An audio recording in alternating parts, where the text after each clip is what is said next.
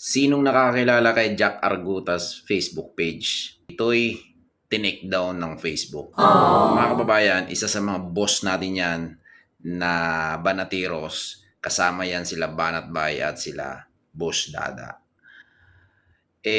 Bakit nga ba tinake down? Siguro isa lang ang tingin ko mga kababayan. Alam naman natin na si Boss Jack ay sikat at isa sa mga sikat na mga influencer dito sa Pilipinas. Bakit nga ba? Tinitira niya yung mga sikat na mga buaya rito sa Pilipinas, yung mga magnanakaw, di ba? Unang-una sa lahat, hindi po natatapos ang kanyang laban. At mayroon pa ho siyang ginawang Facebook page para ipagpatuloy yung kanyang legacy. Kung yung BBM nyo nga may legacy, syempre, kaming mga vlogger, may legacy din.